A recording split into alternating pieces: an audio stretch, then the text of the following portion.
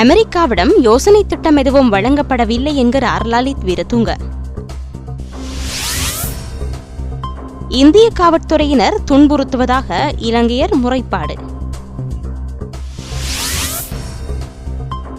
கல்வி அமைச்சர் பதவி விலக வேண்டுமென்று தொழிற்சங்கங்கள் கோரிக்கை.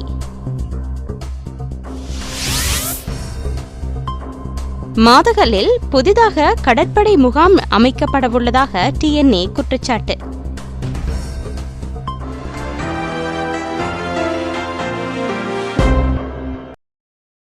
இனி விரிவான செய்திகள். அமெரிக்காவிடம் எந்தவிதமான யோசனை திட்டமும் ஒப்படைக்கப்படவில்லை என்று ஜனாதிபதியின் செயலாளர் லலித் வீரதுங்க தெரிவித்துள்ளார். அண்மையில் இலங்கை வெளிவிவகார அமைச்சர் GL பீரிஸ் அமெரிக்காவுக்கு சென்றிருந்த போது அந்நாட்டு ராஜாங்க செயலாளர் ஹிலாரி கிளின்டனிடம் நல்லிணக்க ஆணைக்குழு அறிக்கை பரிந்துரை அமுல்படுத்தல் தொடர்பான ஆவணம் ஒன்று ஒப்படைக்கப்பட்டதாக தகவல் வெளியாகியிருந்தது. கடந்த ஞாயிறு ஆங்கில ஊடகம் ஒன்றிலும் இதுபற்றி செய்தி வெளியிடப்பட்டிருந்தது. எனினும் இவ்வாறு எந்தவொரு ஆவணமும் அமெரிக்காவிடம் வழங்கப்படவில்லை என்று வெளிவிவகார அமைச்சரும் ஜனாதிபதியின் செயலாளரும் சுட்டிக்காட்டியுள்ளனர். அமெரிக்காவுக்கு சென்ற இலங்கை பிரதிநிதிகள் குழுவுக்கு ஆலோசனை வழங்கும் நோக்கில் தாம் ஒரு ஆவணத்தை தயாரித்ததாகவும் அந்த ஆவணம் பற்றிய தகவல்களை அண்மையில் ஊடகங்களில் வெளியிடப்பட்டதாகவும் லலித் வீரதுங்க தெரிவித்துள்ளார். நல்லிணக்க ஆணைக்குழு அறிக்கையை எவ்வாறு அமல்படுத்துவது என்பது தொடர்பில் ஆராயப்பட்டு வருகிறது. ஜூலை மாத நடுப்பகுதியில் இந்த இறுதி அறிக்கை பரிந்துரைகளை எவ்வாறு அமல்படுத்துவது என்பது பற்றிய தகவல் வெளியிடப்படும் என்றும் அவர் கூறினார். பாராளுமன்ற குழுக்களின் தலைவரும் EPDP முக்கியஸ்தருமான சந்திரகுமாருடன் முரண்பட்ட வடபிராந்திய கடற்படை கட்டளை தளபதி கூட்டத்திலிருந்து வெளிநடப்பு செய்தார். நேற்று நடைபெற்ற பிரதேச அபிவிருத்தி குழு கூட்டத்தில் ஏற்பட்ட வாக்குவாதத்தை அடுத்தே அவர் வெளிநடப்பு செய்துள்ளார்.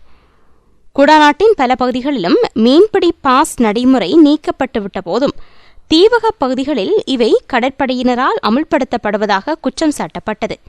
கூட்டத்துக்கு தலைமை தாங்கிய சந்திரகுமார் இதனால் சீற்றமுட்டிருந்தார்.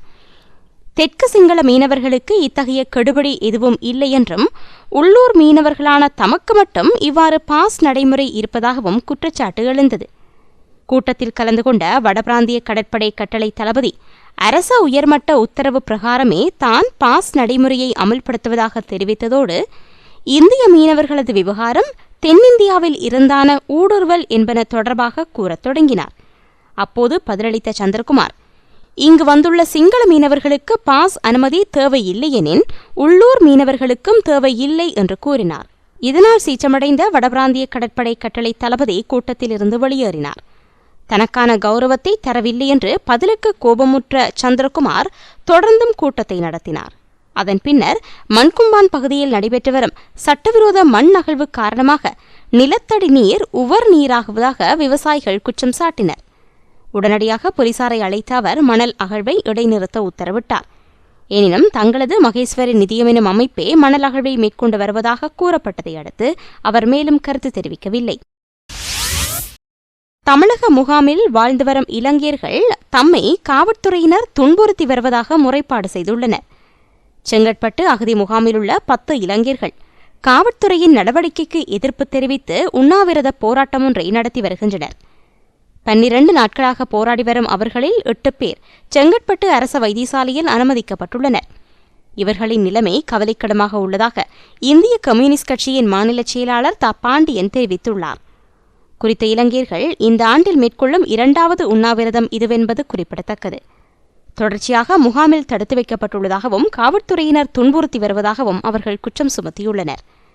இலங்கையர்களில் சிலர் விசேட தடுப்பு முகாம்களில் சுமார் 6 ஆண்டுகளுக்கு மேல் தடுத்து வைக்கப்பட்டுள்ளதாக சுட்டிக்காட்டப்பட்டுள்ளது.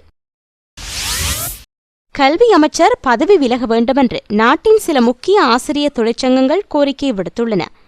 மாணவர்களின் கல்வியை சீர்குலைத்த அமைச்சர் தொடர்ந்தும் பதவி வகிக்கக்கூடாது என்று இலங்கை ஆசிரியர் ஒன்றியத்தின் செயலாளர் ஜோசப் ஸ்டாலின் தெரிவித்துள்ளார்.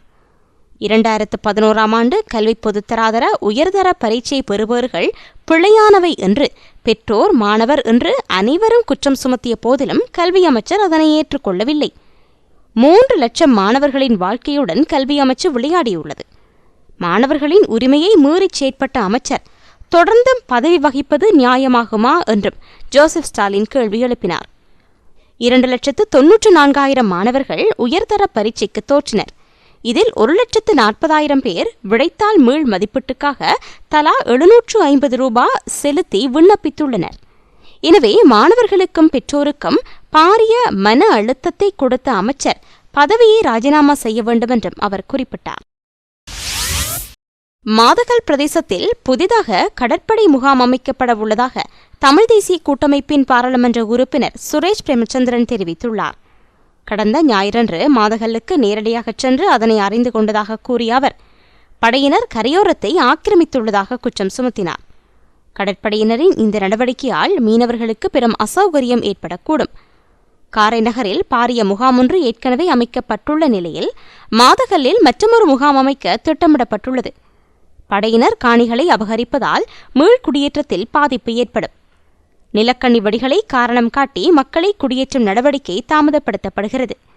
நிலக்கண்ணி வடி அகற்றப்பட்ட பிரதேசங்களிலும் இன்னமும் மக்கள் மீள்குடியேற்றப்படவில்லை என்று அவர் சுட்டிக்காட்டினார்.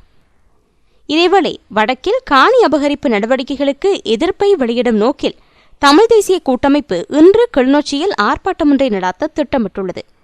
இலங்கை வரும் இந்திய தேசிய பாதுகாப்பு ஆலோசகர் சிவசங்கர் மேனனை சந்திக்க வாய்ப்பு கிட்டினால் காணி அபகரிப்பு குறித்து தெளிவுபடுத்தப்படும் என்று சுரேஷ் பிரேமச்சந்திரன் தெரிவித்துள்ளார். வடக்கிலுள்ள இராணுவ முகாம்களை அகற்றுதல், 13வது அரசியலமைப்பு திருத்தத்தை அமுல்படுத்துதல் ஆகியன குறித்து பேச்சுவார்த்தை நடத்துவதற்காகவே இந்திய தேசிய பாதுகாப்பு ஆலோசகர் சிவசங்கர் மேனன் வரும் 28ஆம் தேதி இலங்கை செல்லவுள்ளதாக தகவல்கள் தெரிவிக்கின்றன. இவர் ஜனாதிபதி மஹிந்த ராஜபக்ஷ, பாதுகாப்பு செயலாளர் கோத்தாபய ராஜபக்ஷ ஆகியோருடன் பேச்சு நடத்தவுள்ளார். எவ்வாறாயினும் வடக்கில் உள்ள இராணுவ முகாம்களை அகற்ற இலங்கை அரசாங்கம் நடவடிக்கை எடுக்காது என்று அவருக்கு அறிவிக்க உள்ளதாக தகவல்கள் கூறுகின்றன. கொல்லப்பட்ட இராணுவத்தினரின் பெற்றோர் மனைவிமாருக்கு வழங்கப்பட்டு வரும் ஓய்வூதியத்தை அடுத்த மாதத்திலிருந்து 25% அதிகரிக்க உள்ளதாக பாதுகாப்பு செயலாளர் கோத்தாபய ராஜபக்ஷ தெரிவித்துள்ளார். பதுளை தியத்தலாவ விமானப்படை முகாமில் நடைபெற்ற போரில் கொல்லப்பட்ட இராணுவத்துக்கு பதக்கங்களை வழங்கும் வைபவத்தில் கலந்து கொண்டு உரையாற்றும் போதே அவர் இவ்வாறு கூறினார். காவல்துறையினர் முப்படையினரின் சேவையை பாராட்டியே இந்த பதக்கம் வழங்கப்படுகிறது. போரில் கொல்லப்பட்ட படையினருக்கு பரமவீர விபூஷண பதக்கங்களை சுதந்திர தின வைபவத்தில் ஜனாதிபதி வழங்கினார். போரின் ஆரம்பத்தில் இருந்து நிறைவு பெறும் வரை இராணுவத்தினர் செய்த அர்ப்பணிப்புகளை கௌரவிக்கும் வகையிலேயே இந்த பதக்கங்கள் வழங்கப்படுகின்றன என்றும் கோத்தாபய தெரிவித்துள்ளார். சென்னையில் தமிழீழ விடுதலை புலிகளின் தலைவர் வேலுப்பிள்ளை பிரபாகரன் தொடர்பில் புத்தகம் ஒன்று வெளியிடப்பட்டுள்ளது. சென்னையைச் சேர்ந்த வரலாற்று ஆய்வாளர் எஸ் முத்தையா என்பவரால் இந்த நூல் வெளியிடப்பட்டது. சிரேஷ்ட ஊடகவியலாளர் எஸ் முரளி என்பவர் நூலை எழுதியுள்ளார். பிரபாகரன் எவ்வாறு தமிழீழ விடுதலை புலிகள் அமைப்பை கட்டியெழுப்பினார், அதன் வளர்ச்சி, அதன் வீழ்ச்சி என்பன பற்றிய தகவல்கள் இந்த நூலில் குறிப்பிடப்பட்டுள்ளது. நூலின் முதற் பிரதியை ஊடகவியலாளர் மாலன் பெற்றுக்கொண்டார். இலங்கை வாழ் தமிழரின் பொருளாதார இயலுமையை உயர்த்துவதன் மூலம் பிரச்சினைகளுக்கு தீர்வு காண முடியும் என்று எஸ் முத்தையா தெரிவித்துள்ளார். பொருளாதார அபிவிருத்தி மட்டுமன்றி அரசியல் தீர்வு திட்டமொன்றையும் முன்வைக்க வேண்டியது அவசியமானது என்று மெட்ராஸ் பல்கலைக்கழகத்தின் தென்கிழக்காசிய கல்வித்துறை பணிப்பாளர் சூரிய நாராயணன் தெரிவித்துள்ளார். நல்லிணக்க ஆணைக்குழுவின் பரிந்துரைகளை அமுல்படுத்த இலங்கை அரசாங்கம் முனைப்பு காட்ட வேண்டியது அவசியமானது என்றும் அவர் கூறினார். இடம்பெயர் மக்கள் மீள்குடியேற்றம் உள்ளிட்ட நல்லிணக்க முனைப்புகளில் அரசாங்கம் கூடுதல் அக்கறை காட்ட வேண்டும் என்று வைபவத்தில் கலந்து கொண்ட ஊடகவியலாளர்களும் புத்திஜீவிகளும் தெரிவித்துள்ளனர். பல தடவைகள் ஊடகவியலாளர் என்ற ரீதியில் இலங்கைக்கு விஜயம் செய்த காரணத்தினால் இந்த நூலை எழுதக்கூடிய சாத்தியம் ஏற்பட்டதாக ஊடகவியலாளர் முரளி தெரிவித்துள்ளார். சில அரசியல்வாதிகள் மக்களிடமிருந்து அதிகாரத்தை பெறுவதற்காக பொய்களை கூறுகின்றனர். மக்களும் அவற்றுக்கு ஏமாந்து விடுகின்றனர். என்.எம். பெரேரா நிலையான கொள்கையை கொண்டிருந்த நேர்மையான மக்கள் தலைவராவார் என்று சபாநாயகர் ஷமல் ராஜபக்ஷ தெரிவித்துள்ளார். எட்டியாந்தோட்டையில் நடைபெற்ற வைபவம் ஒன்றில் கலந்து கொண்டு உரையாற்றும் போதே அவர் இவ்வாறு கூறினார். 1936ஆம் ஆண்டு ஏகாதிபத்திய முதலாளித்துவ வகுப்பினருக்கு எதிராக போராடிய என்.எம். பெரேரா தேர்தலில் வெற்றி பெற்று நாடாளுமன்றம் சென்றார். அவர் உண்மையான அரசியல்வாதி. தனக்கு ஆதரவு வழங்கிய மக்களிடம் பொய்களை கூறி ஏமாற்றவில்லை. அவரது நடை உடை பாவனையில் கூட ஒழுக்கம் இருந்ததை நாம் கண்டிருக்கின்றோம். பாடசாலை மாணவர்களுக்கு மதிய உணவு வழங்க வேண்டும் என்ற யோசனையை முன்வைத்தார். தமிழ் சிங்கள மொழியில் பணியாற்றும் மொழிக் கொள்கையை ஏற்படுத்த வேண்டும் என்ற எண்ணக்கரு அவரிடம் இருந்தது. அந்த எண்ணக்கருவுக்கு அமைய செயற்பட்டிருந்தால் 30 வருடங்கள் வரை நீண்டு சென்ற போருக்கு முகம் கொடுக்கும் சந்தர்ப்பம் இல்லாமல் போயிருக்கும் என்றும் சமல் ராஜபக்ஷ மேலும் தெரிவித்தார். இத்துடன் செய்திகள் நிறைவடைந்தன. விரிவான செய்திகளுக்கு global tamil news.net இணையத்தை பார்வையிடவும். வணக்கம்.